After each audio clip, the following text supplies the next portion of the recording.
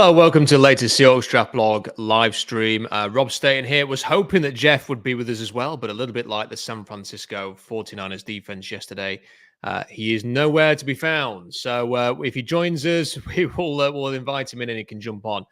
And he will be talking a bit of Seahawks with us. In the meantime, get your super chats in, get your comments in, and we'll put the super chats up on the screen. And maybe if you've got some good questions, I'll put them on the screen as well if they're in the live chat. I don't know if Jeff doesn't join us, then it isn't going to be the longest stream. I'll just sort of give some thoughts on the game and a few draft thoughts as well. Having had week 4 of the college football season that's just concluded as well. Wasn't a very exciting week of college football, but we'll talk a bit about that as well. Look, I've had a chance to reflect on the game yesterday, and as we kind of said immediately afterwards, myself and Adam Nathan, it was not a classic game. It was not a classic game of football where you would come away sort of thinking, right, the Seahawks are going to conquer the NFL and they're going to be a legit Super Bowl contender. But that doesn't matter. It really doesn't matter at this point. We need to sort of just remember where the Seahawks are. They are a new coaching staff. This is not just a first-time head coach, but a first-time offensive coordinator, defensive coordinator, special teams coordinator. There will be people beneath those coordinators who have been promoted into roles that they have not done before. And this is going to take a bit of time. I thought watching the offensive line yesterday, it was pretty clear that there are still issues that are going to need to be worked out during the season. And they might not have, much like we probably don't, they probably don't have immediate answers to fix this. That's why I think they're keeping in Anthony Bradford in the lineup. I said this yesterday to Adam. My opinion is that they believe because you don't have that ability to go out and draft a new guard right now or go and sign an experienced guard, that chemistry is going to be the only thing that can fix things. That these offensive linemen playing together for longer is the only way they're going to take a turn. Now, that doesn't mean that Anthony Bradford's going to get an unlimited amount of rope and that if he doesn't improve, he's not going to be benched for Christian Haynes. But I think the reason that he is still starting and Haynes isn't is because the Seahawks still think that chemistry is going to be the main thing. And look, to a certain degree, that is true. It is the one unit on the team where 5 guys have to act as one.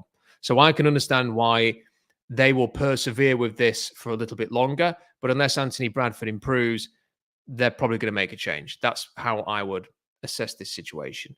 But at the same time as I'm talking about all of this, I'm concentrating a lot of my time, apart from watching the quarterbacks, because I enjoy quarterback scouting. I like to have a good grasp on where the quarterbacks are. That is one of my big focuses on every college season at the moment. I am spending a lot of time on offensive linemen and seeing what happens with that. So, we will see. The Seahawks are 3-0. I think this is a great game to have next. It's a fantastic gauge, isn't it, to see where the Seahawks are at. Detroit have just beaten Arizona. They lost to Tampa Bay, who stunningly lost to the Broncos at the weekend. I am fascinated to see, especially in prime time, especially this being Monday Night Football as well, what the Seahawks can do.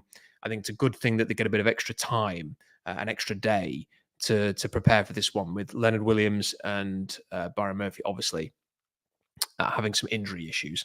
But, I think overall, a lot of reasons to be very optimistic about where the Seahawks are at. And once you get to 3-0, this is the other thing that we've had in sort of previous years. When the Seahawks have not started as well as this in terms of the win-loss column, the margin for error has been smaller. When you win that game in New England, it buys you a bit of extra margin. When you find a way to beat the Broncos in week 1, again, that extra bit of margin. When you were 3-0, if they drop the game against Detroit, they will still have a better record than most teams in the NFL. That is a really important thing. And you can list the positives. Geno Smith, for me, I know he had a couple of interceptions, is playing well enough to be an asset for the Seahawks at the moment. DK Metcalf is looking better than ever. And that catch that he had over Kendall Fuller is exactly the kind of catch that we've all been waiting to see him make on a consistent basis. It's the kind of catch that Mike Evans and Julio Jones and people like that make. CDK Metcalf, that was my favorite play of the game yesterday, to see him make that catch over Kendall Fuller. When you look at, I thought Zach Charbonnet was really good yesterday. And the depth that they have at running back, I am a believer in Zach Charbonnet, always liked him at UCLA. I think he and Ken Walker, that's a real positive for the Seahawks. The weapons in general, combined with the way that the quarterback is playing, is a big positive for Seattle. Obviously, the big concern is the offensive line. And then when you look at the defense, how good is it to see Derek Hall playing the way that he is? To see Derek Hall rushing with a purpose off the edge, creating pressure, looking disruptive. Across from him, Boya Mafe playing very, very well. They've both got 3 sacks in 3 games. They're doing all of this without Uchenna and Nwosu. Yesterday, there was a lot of responsibility on Mafe and on Hall because Leonard Williams had gone out, because Byron Murphy had gone out, and hopefully those two are going to be okay. But it just, as long as that line can stay healthy, that's going to be a major asset for the Seahawks. Dodson, the linebacker, just looks better to me than any of the linebackers they've had in their recent years. He just looks tremendous. Someone has asked in the comments in the live chat, what do you think of Tyrese Knight? I mean, I have not studied Tyrese Knight's game yesterday to sort of have a firm opinion on this.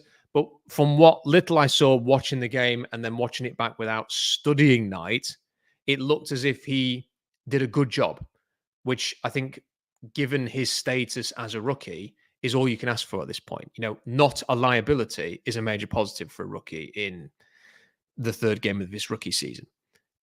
Tariq Woolen, to me, I don't think this is an exaggeration, looks like he might be the best cornerback in the NFL right now. Now, I'm not saying that all of a sudden he's better than Patrick Surtain or whoever else you want to throw into that mix. But he is playing at a level, combined with his physical traits, which are unbelievable and perhaps unmatched in the NFL. He's playing at a level which would put him in the discussion for, at the very least, top 5 cornerback in the NFL. He has become invaluable for the Seahawks. He just looks absolutely incredible. It's so impressive to see where he's come from under this coaching staff. To, you know, the Arizona game at the end of last season, grabbing his crotch and making a fool of himself, to the point of where he is now. I just think that, you know, all credit to him, playing across from Devin Witherspoon, who looks like Devin Witherspoon. Your safeties look fantastic. You know, there are so many positive things about this team. And yet, having said all of that, I can't help but keep wondering, you know, not so much what can it mean for this season. I'm looking forwards and thinking, what can it mean with another really good draft next year? You know, if they can get this offensive line sorted, how good could this team be in 2025? That's kind of the main point that I'm thinking of right now. Can you add another piece to the defense one way or another? You know, these are the kind of questions that sort of pop into my mind when I think about what this team could be moving forward, because this is still year 1 of a complete fresh start with a new coaching staff. To be 3-0 and to see all of these encouraging things, like, just think back to like the Jim Mora year. Thank goodness it was just a year. When that season started, 3 games in, did you have any confidence that he and his staff had really elevated anybody for the Seahawks at that point? Like, it's a long time ago now, but all I can kind of remember was Hasselbeck was injured by this point already.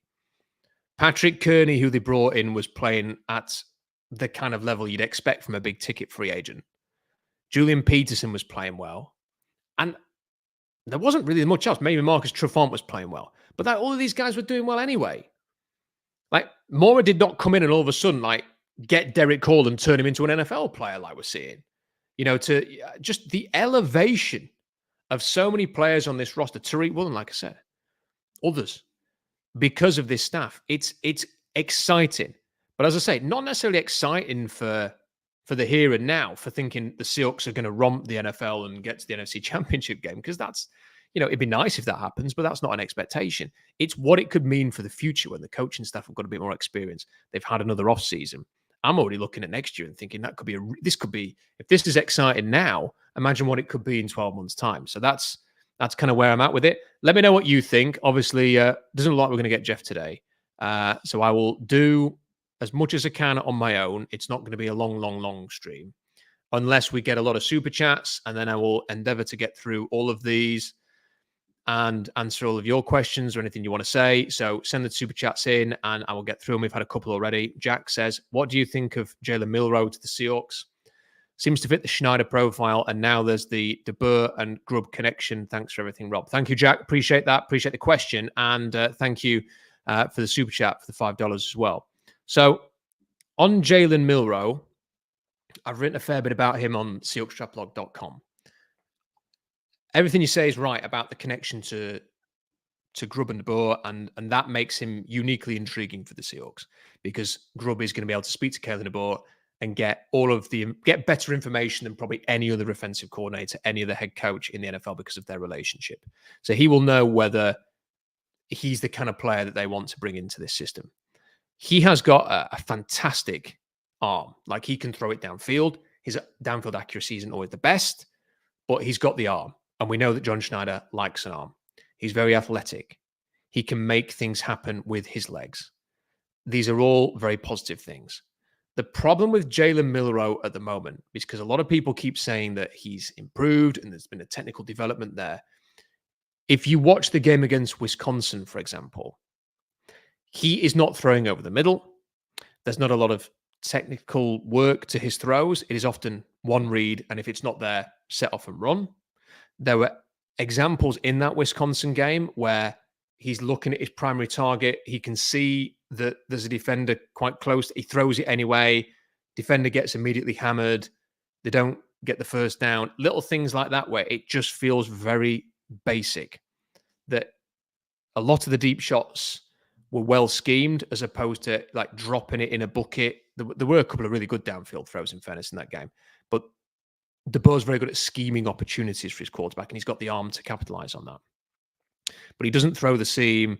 He doesn't, go one progression, two progression, and then come back to a third, or he's not sort of diagnosing what's happening here and then checking down to a hot route. He's not doing any of the technical things, which means that if he gets to the next level, he's going to have to pretty much learn that from scratch. That will mean that it needs a lot of work. Now, the hope was that a lot of that work would happen now with DeBoer, but to me, he is still the same player that I was watching at the end of last season. I think from an athletic potential point of view, he reminds me a lot of Malik Willis. I think that right now, a safe projection for him will to be going the same kind of range as Willis. Right now, he isn't a first-round pick because the technical quality is not there. He has got physical skills that will make him interesting in the middle rounds. So he will go where Willis has gone. Now, we have seen Malik Willis win a couple of games for Green Bay, and perhaps having that bit of extra time and working with a better coach in Matt LaFleur has enabled him to sort of take a step in his career. And maybe Jalen Milroe, working with someone like Ryan Grubb, having worked with Kalen DeBoer, could take that next step. But right now, I think Milroe is a solid mid-round pick with developmental potential and a lot of athletic qualities, but someone who needs major technical work. And therefore, whether he can ever take that step to be a technical passer, which you have to be at the next level, I'm not so sure. As I spilled my drink all over me. Anyway, that's my thought on Jalen Milroe. If you have any more draft questions, send them in. I'm going to come to this, even though it's not a super chat, because I want to talk about this as well. This one from Corey's put this in. Ewers could be a second and third round pick now that Arch Manning has taken the job for good. I mean, unless I've missed something, I love this as well from Albert. Yeah, I spilled tea all over me. So I need a bib.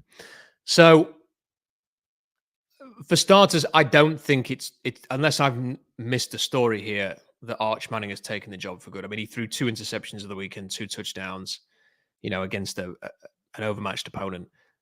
Ewers will come back. Ewers will start as soon as he is healthy, and Ewers will continue, in my opinion, to perform at a very high standard while he's healthy. What he showed against Michigan was very similar to what he showed against Alabama. Michigan are not the force they were last year, but they still have a top 10 pick at defensive tackle, a top 10 pick at cornerback.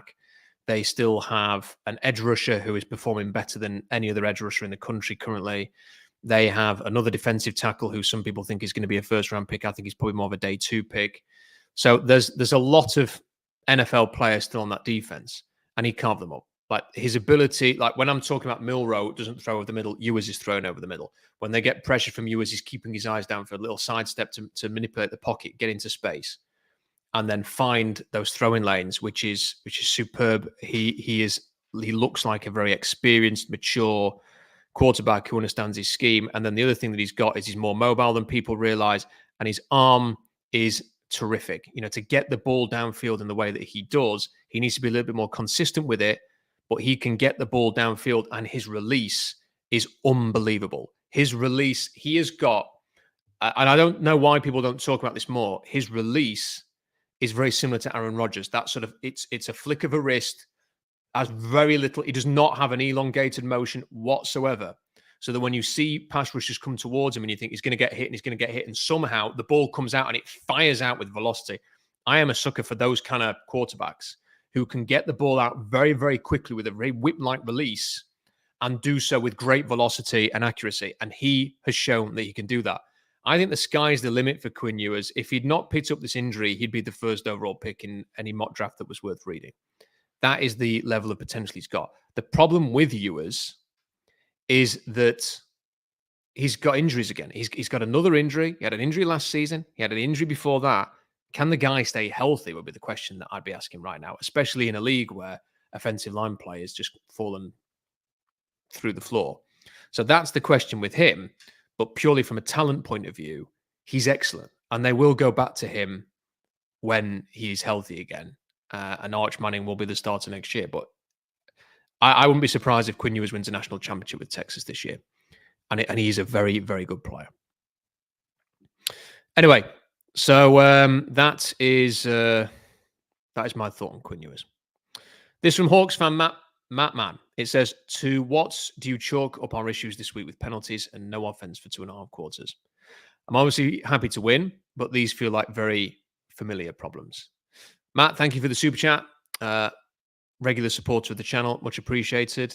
I think that the stretch for 2.5 quarters, I don't think they called the offense particularly well or managed the situation. And it's hard because you get a 17-3 lead and you don't want to take your foot off the gas. You want to keep going. You want to try and force the issue. You want to get more points. You want Sam Howell to be playing the fourth quarter of this game. You want to be home and hosed, done and dusted. But the offensive line was playing so poorly that it was hard to play in attack mode. It was hard to sort of throw the ball around with kind of maybe the joy that they wanted to. And it doesn't necessarily mean just sort of resorting to running the ball every time or anything like that. But it just felt to me as if they didn't have answers to losing the line of scrimmage for a period and then reestablish that in the fourth quarter. It didn't matter in this game because Skylar Thompson and then the third string quarterback Boyle couldn't hurt the Seahawks enough to make it an issue. But in other games, it might be an issue. And I think that's one thing this staff maybe have. They've done a good job at adjusting to situations. We saw it against Denver. We saw it at the end of the game against New England. But there have been a few times where the offense had just slumped for a bit and they've had to sort of find ways around it. And that's something I think they're going to have to do.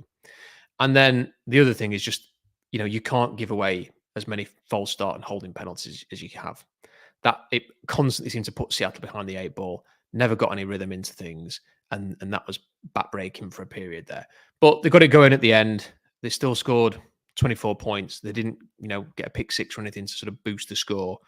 They, I think the offensive performance has been inconsistent so far, but generally there's more reason for optimism than concern, and there's still a lot of room for improvement. And I think they're rated. Was it a PFF rating or something? I think they're rated like the top defense, according to PFF, and the 8th best offense. So if the offense is inconsistent and they're still the 8th best, I think that's a really positive thing and shows that they can get even better. It's very encouraging. And there's a lot that's been good about the offense. Geno's playing well, DK's playing well, Jackson Smith in Jigba, Tyler Lockett. Good to see Noah Fant involved in the game yesterday. So a lot of positives there.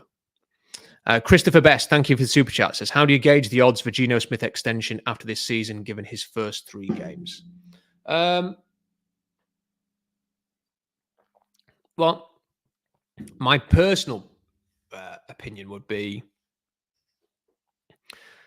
it might have some ramifications in terms of relationships, but I'd be inclined not to do it because, look, Geno Smith isn't 27.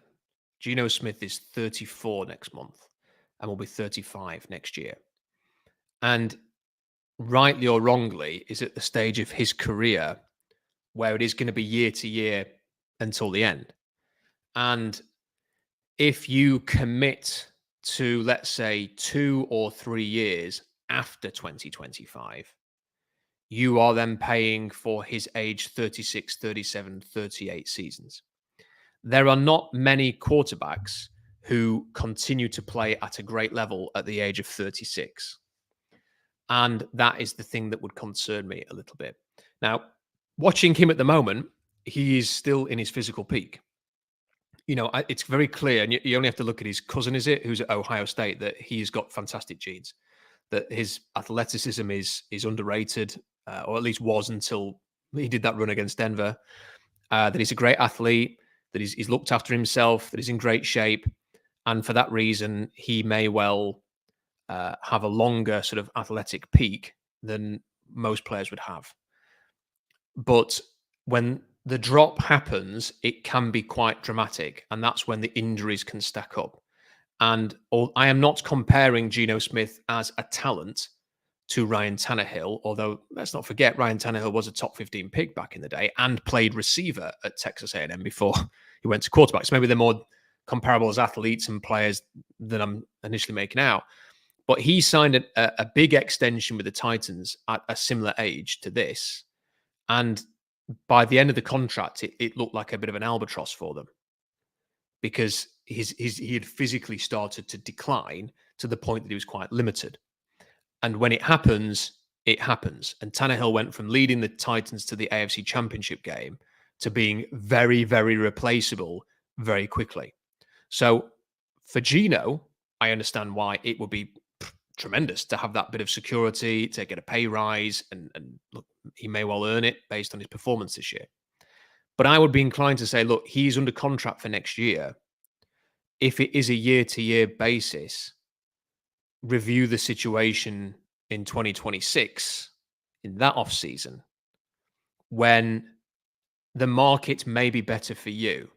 Because I do not think, if I'm being really honest, that he is going to have a 2024 and a 2025 season.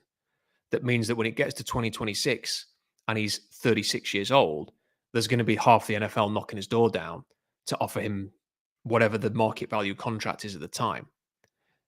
Now, is this the right thing to do? Would the right thing to do to sort of reward him and look after him if, for example, he leads Seattle to a great playoff run?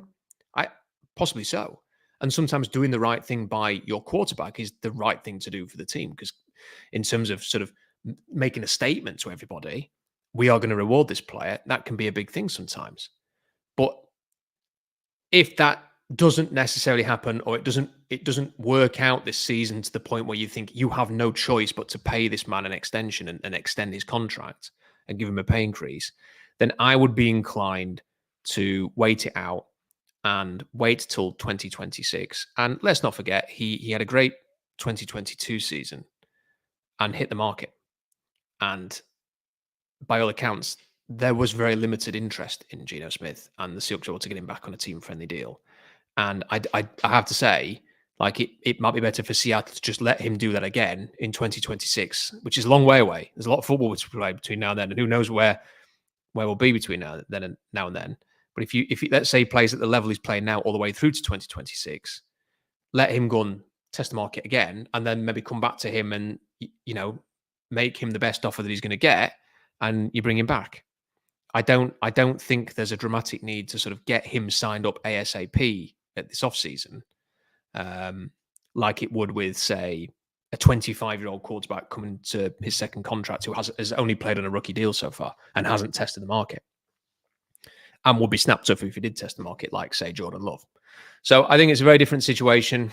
That's my personal opinion. How do I gauge the odds of an extension based on his first 3 games? I think probably what my personal opinion is somewhat aligned to where the Seahawks are right now, because he has played well statistically, and the Seahawks would use that against him right now if there was a negotiation. 3 touchdowns, 3 interceptions only. they may well. The other thing you have to point out here, and look, and I've been positive with Geno. This is not a negative on Geno Smith at all, but you only have to go back a few months to hear John Schneider asked about Geno Smith, and him basically reply, "He's the starter until he's not." There were no ringing endorsements during the offseason about Geno, and he may well have won people around massively since then. I get the sense that he probably has with Ryan Grubb and Mike McDonald and really impressed them, but that doesn't necessarily mean they're going to go and fork out an extension. So I think right now I'd probably lean towards he plays out his contract. And we'll see what happens there, because that's the thing. He missed time with injuries last season as well. So you know what happens, but you need to sort of see what happens this year. Can he be consistent? Can he stay healthy? Can he lead the team on a playoff run? I think if he does all of those three things, then it probably increases dramatically the chance of an extension. But because of his age, because of his circumstances, it might not be as evident as some are suggesting. Anyway, I'm waffling on that. If you've got an opinion on that, and you want to stick it in the super chat, you might completely disagree or you might agree. Send it in. I'll put it on the screen and we can discuss it further. Albert says, what is your prediction for Georgia at Alabama? Oh, that's a good question. Well, having watched Georgia struggle against Kentucky, that sticks in the mind. But then I also think of like what's Georgia done for the last few years. They've tended to have a tough road game to start their SEC campaign and then come out firing. And you know, but then I look at Alabama, and Alabama beat Georgia in the SEC championship last season. So I think this is it's a coin flip game. What I would say is that Alabama do not have first round defensive linemen for the next draft. So it's been a long time since we've said that. They've got a couple of good linebackers. They've got a good safety. I would expect Georgia's offense to be a lot better in this game after the back of the Kentucky game, and to sort of find some rhythm. But they themselves do not have like a great receiver, a great tight end. Now Brock Bowers isn't there. They do have a good functioning physical offensive line, but then again, so do Alabama's got talent on the interior. So wow, you can probably work out that I'm sort of just delaying my answer here because I'm trying to think what I actually think about this game. It genuinely could go either way. I will go for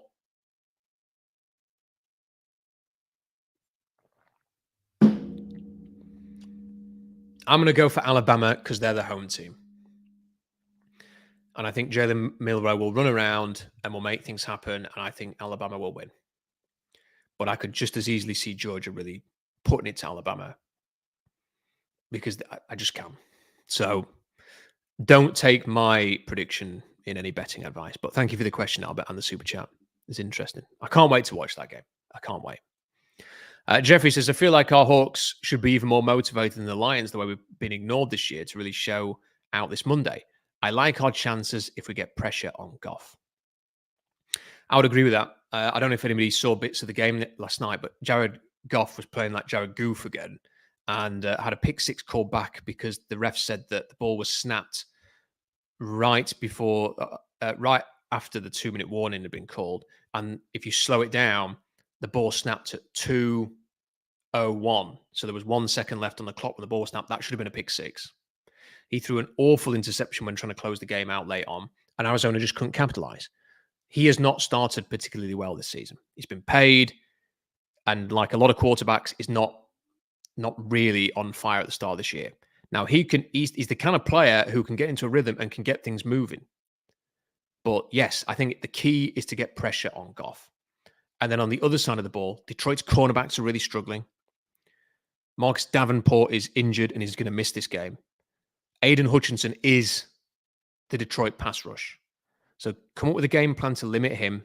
If they do that, I think Geno Smith can have a lot of joy, as he has done the last 2 seasons at quarterback. And I think you can turn this into a bit of a shootout. I think you are going to have to put some points on the board. I think Detroit will get theirs as you will get yours. You've got to probably go and outscore them that last 2 years. But I think the Seahawks can do it. But it's about limiting Hutchinson, maximizing their weaknesses elsewhere on defense. And then it's about limiting the damage on your side of when they've got the ball with Jared Goff. Because Well, their offensive line's good. And I think they'll be able to run the ball, and they'll fancy their chance of running the ball against the Seattle team who did. We all saw the New England game. I think Detroit will fancy themselves to run on Seattle. I think that's going to be the key to it, limiting that and then pressuring Goff, like you say. I think it's been an interesting game and a great gauge. Jeffrey, thank you for the super chat. Kay Soon says, what would you personally do to fix the O-line now? I don't think anybody has the answer, and I don't think necessarily Huff and Grubb have the answer either. I tend to, if they are sticking with the lineup to try and build chemistry and hope that that can lead to success, I'd probably go along with that.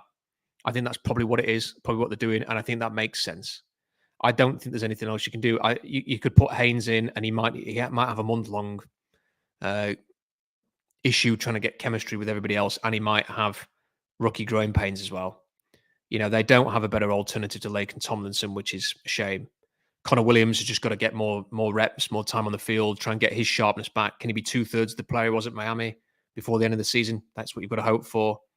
Charles Cross is getting major big licks in the media. He is still graded by PFF the top-rated tackle in the league. That is because he had a great first game where they graded him virtually flawless against the Broncos.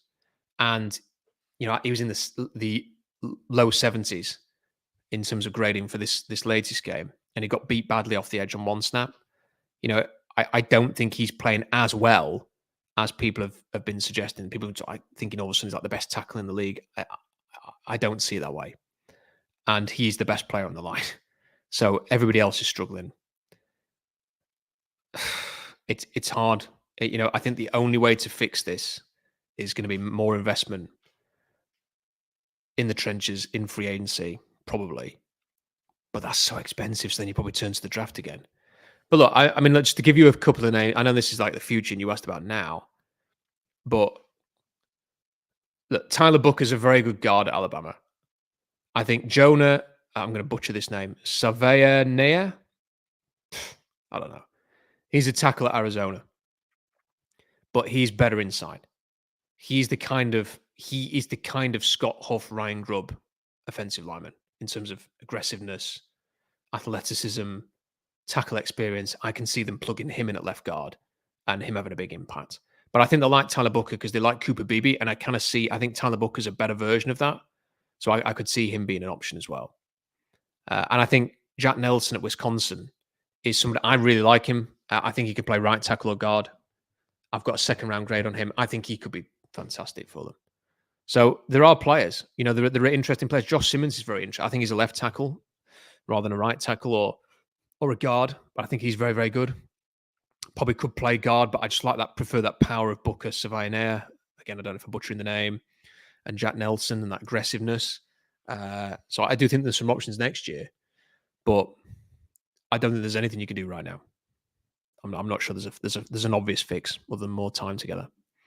Taker 610 says, can we start some practice dummies at guard? Maybe that's the answer. Maybe Taker's got the solution for you there. Okay, soon. Appreciate the super chats, everybody. Thank you for sending those in. If you have any more questions, then do get them in and I will super chat them onto the screen. If not, we will call it a day very shortly because this has been a solo stream with no Jeff this week. But I wanted to do something in case any of you are waiting. So some quick final thoughts on the draft, unless we get any more super chats. I've been talking about the offensive line there. Some other thoughts. A lot of you will have seen LSU's Will Campbell rated as a top 10 pick at left tackle. I'm not buying that.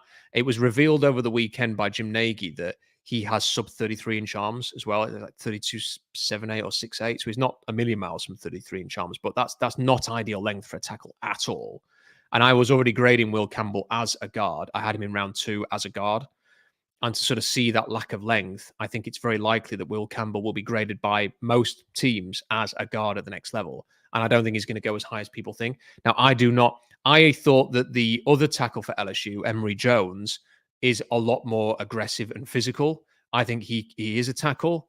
He's a right tackle, not a left tackle, but could play guard as well. I think he's more the style that they will want. I think Will Campbell's more finesse and can get overpowered, but I do see Will Campbell as guard. There is a tackle at William & Mary. I'm often very skeptical of small school tackles, but Charles Grant at William & Mary, has definitely got some potential. I've got him in day 2. I want to see him go to the Senior Bowl and do the drills 1v1. If he goes there and does that, I think he's somebody who could be a big riser. He's got all of the length, the size, the athleticism, the footwork to be a really good left tackle there. I've already mentioned Josh Simmons. I think he's underrated as a tackle for Ohio State. He's currently my OT2 in this and on the draft board that I've done. And I'm building, it's some way off having the public viewing it in its entirety, but I'm building it and I'm getting there. Donovan Jackson's an interesting player to watch as well. I've not had a chance to sit down and study his Ohio State tape, and they haven't played anybody yet. But when they do sort of get into their Big Ten schedule, I'll be keeping an eye out for him because he had a very disappointing year last season. He was somebody who people felt because of his athleticism, he's got an unbelievable athletic profile, that he could be a potential top 40 pick. And then he had a bad season last year. He's decided not to declare his comeback. So can he get back on track here? It will be interesting to see if he can. There were some injury issues. Harold Perkins, the linebacker at LSU, was kind of a bit of a playmaker, plays off the edge, not a conventional linebacker. He left the game with an injury. I've not seen what the issue is there for him. There was some really bad news that Siobhan Ravel, the cornerback who could have been a first-round pick, has torn an ACL, so he's going to be out for a long time. Emory Jones left the game for LSU at one point. He came back into the game. There's another injury that I've missed that happened over the weekend, which was a bad setback as well. But there are some players that I've really enjoyed watching that I want to mention. Go and check out some of these South Carolina defenders. Kyle Kennard, the edge rusher. Go and check out TJ Sanders, the defensive tackle for South Carolina. I think, very plausibly both could be day 2 picks. And I think Sanders, if he tests well, could even potentially be a top 45 pick. I think he's a very interesting player to watch. I'm not sure whether defensive tackle and that kind of defensive tackle is going to be a need for the Seahawks, but he's certainly somebody who has definitely caught my eye watching the tape over the last few weeks. Tight ends, I think it's a very interesting tight end class. Colston Loveland was the player that I was thinking of, who missed the Michigan game of the weekend with an injury. He's going to be a top 15 pick if he can get back and stay healthy and if he declares. But Tyler Warren, wow, what a player Tyler Warren is at Penn State. Like at the weekend, he threw a touchdown. He had like a 17-yard run, and he had his typical, number 1 target for Penn State. I thought it was fantastic. Again, I've watched him a few times now. I've given Tyler Warren a fringe first-round grade. Testing will matter, but I think he's a top 45 pick as a dynamic pass-catching, do-it-all tight end who's willing to block. I think he's terrific. And Mason Taylor, the tight end at LSU, had a really good game at the weekend as well. He's somebody I've given a round 2 grade to. Again, does a bit of everything. You can move him out into some mismatched situations as a receiver. I think he's a really good player. And then the depth just carries on. Mitchell Evans is good. Luke Lachey's had injury issues, but he's back. I'm desperate to watch Utah play some Brant Coots play. Oscar Delp's still yet to sort of arrive at the party for Georgia. Jake Brenningstool, I'm looking forward to seeing a bit more from him at Clemson. But there's some really good depth at tight end. It's a really good running back class as well, by the way. Go and check out Jaquindon Jackson at Arkansas. If he ends up being available mid to late rounds with what he's showing, the transfer for Arkansas, he's a really good player. Ashton Genty's going to probably go in the first round, but then you've got Nicholas Singleton. I really like Trevor Etienne is how everybody says it, but I'm pretty sure that his brother said it was pronounced Etienne. DJ Giddens is good. There's a whole bunch of, even players like who are going to go in like round 4, round 5 range. Cal Monangai at Rutgers, Raheem Sanders. These are very, very good players who I'm very interested in sort of seeing how their season's going to develop here. And then, the quarterbacks, I've still got Quinn Evans at the top with Shadir Sanders. I think natural talent, both of them's through the roof. They both have issues, Shadir Sanders with his baggage, Quinn Ewers with his injuries, but I think they're the clear top 2 quarterbacks in terms of pure talent. Carson Beck just behind them. And then Garrett Nussmeier, I'm going to do another write-up for him in the coming days. I've just been so impressed with what he's shown on a technical level. Now, what is his upside? I don't know. I don't know physically how teams will grade his ability to be, an X-factor quarterback as opposed to someone who can do you a job. But watching him throwing with supreme anticipation, the ability to look off defenders and then open up opportunities downfield, his accuracy, his ability to throw under pressure in the pocket, He is playing like an NFL quarterback, and had another good game at the weekend. I currently have him in round 2, and I think sort of a 50 top 50 range is within sight for him. And he isn't somebody that you draft with like to be Anthony Richardson in the top 5 with his physical qualities. He is somebody that you draft with the idea that, is in that Andy Dalton, Derek Carr kind of range. And he could easily end up having that kind of a career, or even a Kirk Cousins. I think he's probably a little bit physically better than Kirk Cousins was, but Kirk Cousins had a very good career at Michigan State, and people forget that. And he shouldn't have gone in round 4, quite frankly. It was just probably the fact that he looks as he looks. He looks like he should be a bank clerk, and he plays quarterback. But he's ended up having a very good career as he did at Michigan State in college. I just think Garrett Nussmeier, he is that kind of player, top of round 2, that someone will take with the idea of we can put some good weapons with this guy and he will get the job done. So I think he's a very interesting player. I wanted to very quickly talk about a few others. Cam Ward is obviously the big name. I mean, they were saying on the broadcast, I watched the Miami USF game. People were saying that on the broadcast, he's going to be the first overall pick. I don't understand that analysis. Cam Ward is playing very well. Miami haven't played anybody yet. The technical issues that showed up at Washington State still show up now. He drifts in the pocket too much. When he faces pressure, he runs backwards.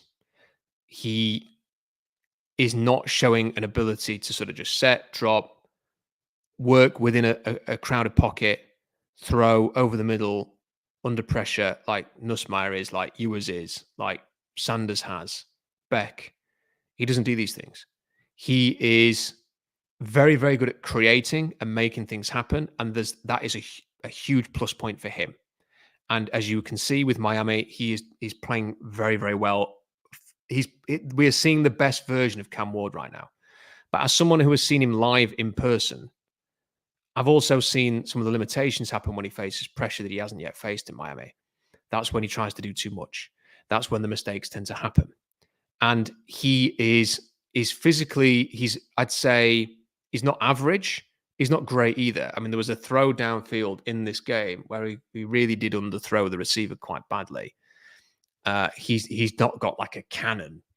I think he's somebody who right now is a very firm day 2 take a shot on him. My fear, though, is that he's going to get overrated in a way that, like, say, Hendon Hooker did. Hendon Hooker, who was prolific at Tennessee, very accomplished. I spoke to people in the league who thought he could have been a first-round pick if he hadn't had the nasty injury. I never really saw that from Hendon Hooker and thought round 2, round 3 would be a fair grade for him. And he went in round 3. I think he dropped around because of the injury. I'm thinking similar for Cam Ward. I think he possibly goes round 2 in the kind of Jalen Hurts range.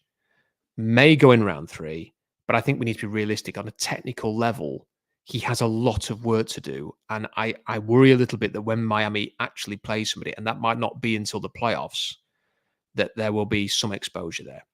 But he has not done what, like, say, Quinn Ewers has done, which is gone win in Michigan with all of their NFL players. He has not gone to Alabama like Quinn Ewers and beaten Alabama on the road and won the game for his team. He's not done what Carson Beck has done on a technical level, or Nussmeier. And Sanders is just, if Sanders had any kind of structure to his game and was like, had none of the playing for his dad baggage, then he'd be the first overall pick, no-brainer. So then my thoughts on Cam Ward. The other person I want to talk about was Drew Aller at Penn State. Now, I've bumped Drew Aller up a round from 4th round, where I can't remember the guy's name. Maybe someone can tell me in the live chat. The quarterback that Washington had, who transferred from Georgia, who was with Seattle for a little bit. I can't remember the guy's name. My memory is just there's so many names in there. And this is I can't remember the guy's name. He transferred to Washington from Georgia. If somebody knows in the chat, stick it in the live chat. He reminded me of him a little bit. He's Jacob Eason. Jacob Eason, that's it. He reminded me of him initially. He is playing better this year. Like last year's tape, he was undraftable. And this year's tape, I had day 3 grade on him, and I've bumped him up around 4 now because he is showing a lot more poise. His accuracy is improved. It's not just all over the place. He is making some really nice plays, and I want to give him the benefit of the doubt until he proves otherwise. So there are going to be some tough tests coming up, but I have to say I've been more impressed than I expected to be in the last couple of games. I still need to see more of that and that consistency, and I want to see him play big teams and win a game with his arm. But he is the kind of quarterback that John Schneider in the past has shown interest in. Big, strong, athletic. So he is somebody that I will be monitoring moving forward. Anyway, some draft thoughts there that I promised you. Mark with a super chat says, this week's game is our first true test. If we win, do you feel confident the Hawks winning the NFC West? Well, it will certainly increase my confidence that they could do it. I think the ultimate thing that would increase confidence is beating the Niners. Because I know the Niners are 1-2, and I always enjoy when the Niners lose a game, going and listening to Grant Cohn and Rob Stats on Fire Guerrero, because they are entertaining when the Niners have lost. And I watched both of their reactions to the game today and thoroughly enjoyed that. And nobody loves seeing the Niners lose more than me. But I also know, and I took a little screen grab of this so I could read this out today, because I saw Curtis talking about this, and I think it's important. Okay. So the Niners had a 3-game losing streak last season. And as Curtis points out, in 2022, they started 1-2 as well, and they made the NFC Championship game. And they had a 1-5 stretch in 2021 and still got to the NFC Championship game. So this is a Niners team that has kind of had adversity every year. Purely in terms of winning the NFC West, I mean, if they beat the Lions, yes, that your confidence moves up a level. But I need to see them beat the Niners and have pure separation in that regard to feel true, absolute confidence in it happening, because they are still the team to beat. They are still the team that I fear the most in terms of the NFC and the NFC West.